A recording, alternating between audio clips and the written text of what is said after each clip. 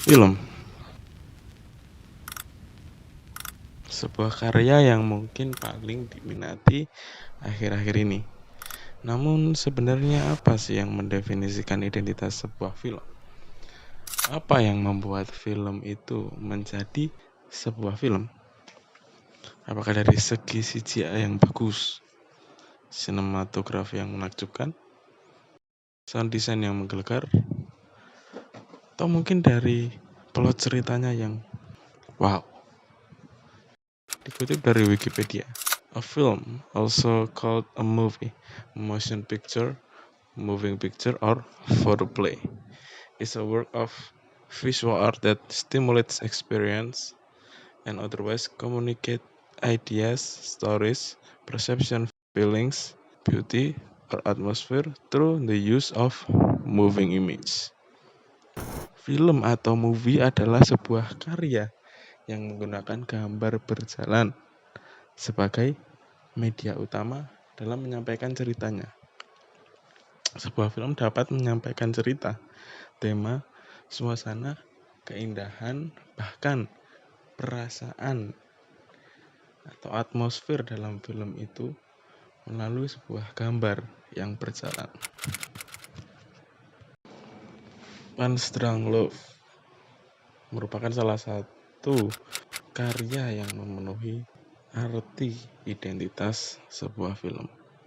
Film yang memang tergolong sangat absurd ketika pertama kali dinikmati. Namun setelah berulang kali untuk mencoba memahami karya absurd Paul Thomas Anderson ini, muncul suatu kekaguman. Film ini berhasil membawakan cerita, suasana, keindahan, atmosfer, dan makna dari film ini secara indah melalui sebuah visual. Paul Thomas Anderson meminimalisasi penggunaan narasi yang terlalu menyuratkan ide dan makna cerita film ini, sehingga visual dalam film ini mempunyai makna-makna tertentu dan simbolisme tertentu sebagai sarana penyampaian tema, dan kita sebagai penonton diberikan kebebasan untuk mengeksplorasi makna-makna konotatif yang terkandung dalam film ini. Dan video ini adalah sebuah percobaan, sebuah esai untuk mencoba memahami mahakarya sang maestro. Sebuah esai film One Strong Love karya Paul Thomas Anderson.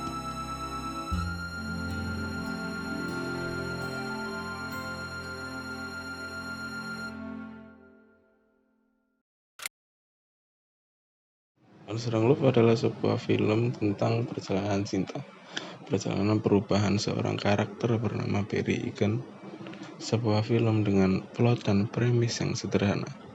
Film dengan cerita 1000 umat disampaikan atau digambarkan menggunakan visual sebagai elemen utama dalam penggambaran situasi dan kondisi, seperti visual yang ditunjukkan pada awal film. Could I call you back? Could I ask you your extension and your name possibly? It's extension 215. Dengan satu long shot tanpa penggunaan narasi yang terlalu menyuratkan, Paul Thomas Anderson berhasil menyampaikan kepada penonton bahwa karakter utama sebagai seseorang yang kesepian. Kekosongan yang mendominasi frame pada scene ini dan menempatkan Barry pada pojok ruangan, yang menunjukkan pandangan penonton kepada Barry sekaligus menunjukkan kehampaan yang ada di dalam diri Barry. Selain itu, film ini juga memberitahu kita bahwa ada sesuatu yang salah dalam diri Barry. Barry seperti kehilangan kontrol dalam dirinya. Kita sebagai penonton pun tahu bahwa Barry membutuhkan sebuah antidot. Barry pun tahu ia membutuhkan seseorang di dalam hidupnya yang dapat mengobati sesuatu yang salah dalam dirinya. Lalu datanglah seorang perempuan yang bernama Lena. Namun Barry mengelak. Sesuatu dalam dirinya membuat ia denial dan tidak mau mengakui bahwa dirinya membutuhkan Lena. Alih-alih, ia malah mencoba menelpon layanan phone sex. Disinilah premis film dimulai. Dan cara Paul Thomas Anderson menyampaikan dengan visual sangatlah indah. Satu teknik visual yang simple namun sangat efektif. Sebuah simple pen dari kiri ke kanan yang menjelaskan semuanya. Sebuah pen yang menjembatani dua kondisi yang sangat kontras. Sebelum kamera melakukan pan ke kiri, rak yang penuh masih mengisi frame. Namun setelah kamera bergerak ke kiri, frame terasa menjadi sangat kosong. Bangku kosong, meja kosong, dan Paul Thomas Anderson berhasil menyampaikan kepada penonton bahwa sekali lagi kesepian menguasai kehidupan Barry. Lalu seiring berjalannya cerita, Barry berhasil mengakui dan mengalahkan dirinya bahwa ia sebetulnya membutuhkan Lena. Barry mencoba mengalahkan egonya dan mengakui ada sesuatu yang salah dalam dirinya. Pada akhirnya Barry berhasil menerima bahwa dirinya membutuhkan obat yang bisa menyembuhkan kerusakan pada dirinya. Akhirnya Barry menemukan seseorang yang dapat mengisi kekosongan hidup Barry.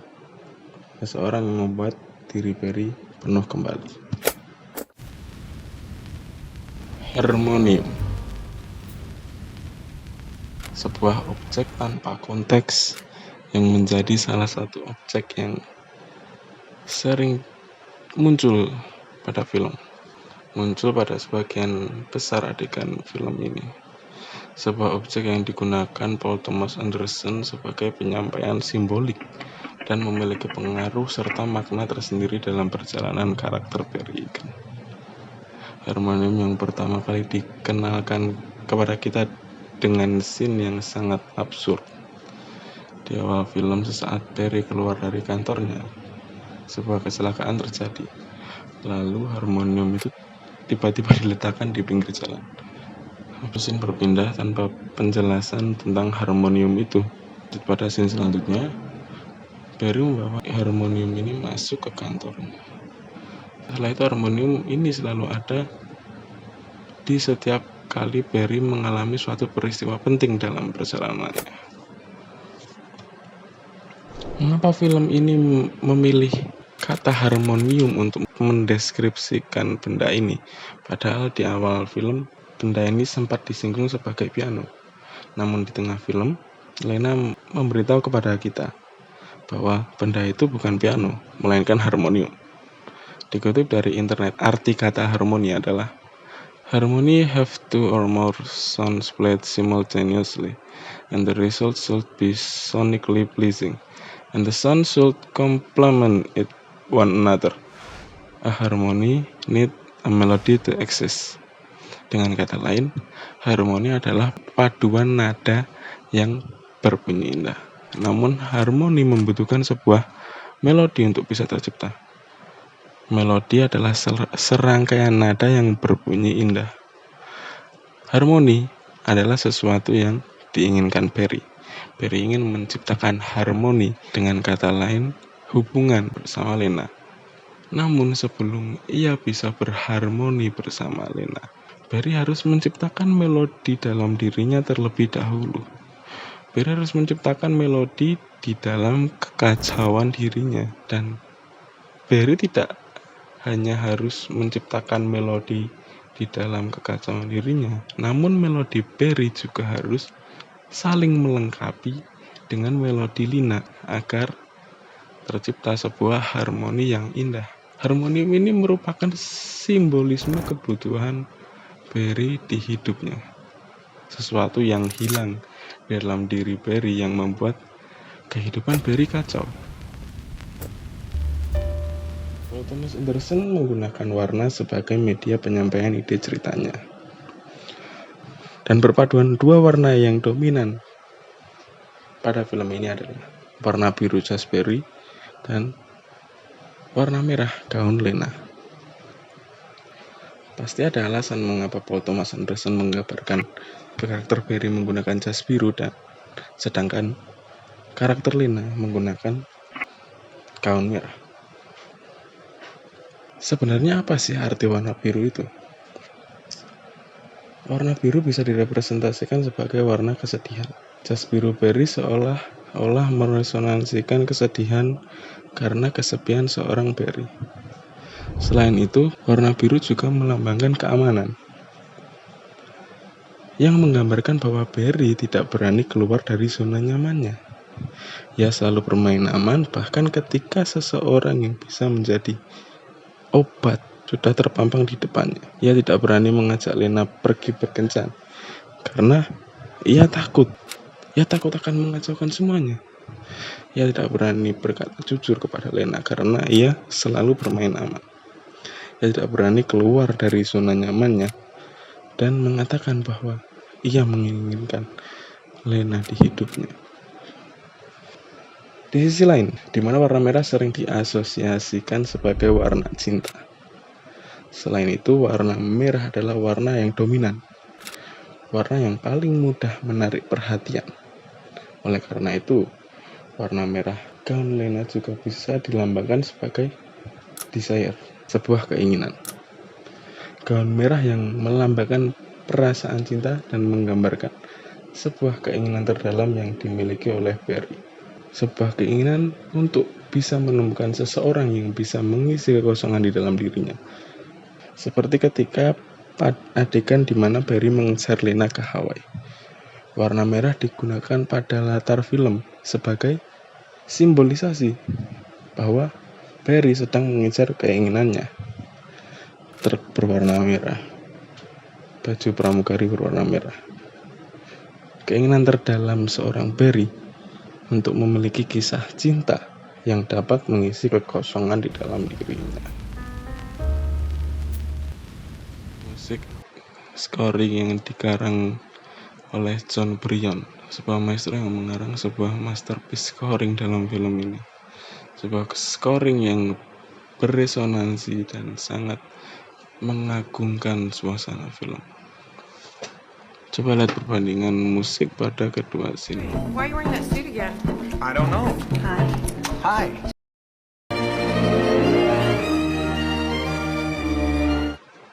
Penggunaan musik ritmis tanpa melodi yang saling bersautan My colleagues today. Yes, I do. This is Lena. She's a good friend of mine. membuat perasaan chaos dan kepanikan Barry lebih teremphasize pada footage A. Musik yang dipadukan dengan fast cut yang melahirkan suasana yang sangat chaotic. Penggunaan alat musik ritmis tanpa melodi yang saling menyahut menggaungkan suasana hati Barry yang sedang kacau tanpa adanya suatu irama melodi yang berjalan di dalam dirinya, menggambarkan diri Barry yang kehilangan melodi di dalam hidupnya. Sebaliknya, dalam footage B, musik diiringi dengan melodi yang sangat indah dan yang mewakili hati Barry sedang penuh dengan melodi yang indah.